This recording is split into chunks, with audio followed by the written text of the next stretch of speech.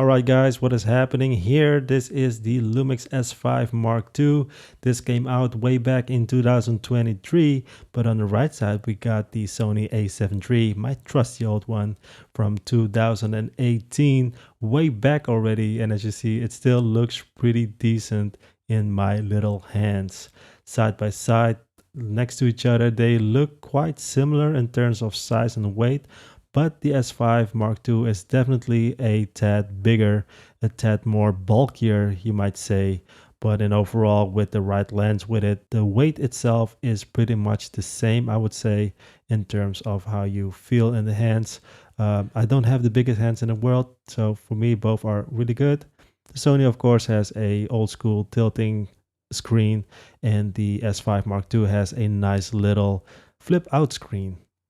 So in every inch of the way, of course, the S5 Mark II has more features, has 6K, open gate, all those things, and the Sony A7 III does not have it. But still, it packs a punch in terms of autofocus. But what about the image quality? This right here is a photo of my iPhone 14 Pro Max. On the left side, we got the Sony. On the right side, we got the Panasonic Lumix. They both look really similar in terms of sharpness, the depth of field f11 on both cameras, and the ISO was set on 100. And in terms of colors and everything, they look really similar. I don't see any real negative things where one is from 2023, one from 2018. They look really good side by side.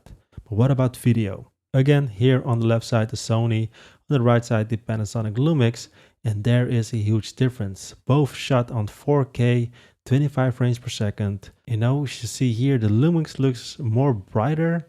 My skin tones are, I don't know, it's like it's a little bit overexposed, but in overall, the Sony looks pretty damn good, I must admit. So let's check out the V-Log compared to straight out of camera Sony, where you can see it looks a little bit better, but still a little bit underexposed. So this is a little bit of a user error from my end, but it looks much better than the straight out of camera look. So V-Log is definitely the one to get.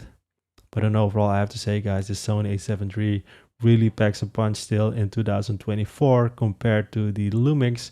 Of course, the Lumix is a much better camera these days with much more features, much more flexibility. But if you are on a tight budget, and you cannot go wrong with the Sony A7 III as you just saw in those two little examples. Alright, that's about it for this video. If you got any questions, let me know in the comment section down below. And for me, I think I will just keep on making videos with the Sony A7 III, man. I really love that camera still. Bought it in 2018, still 2024.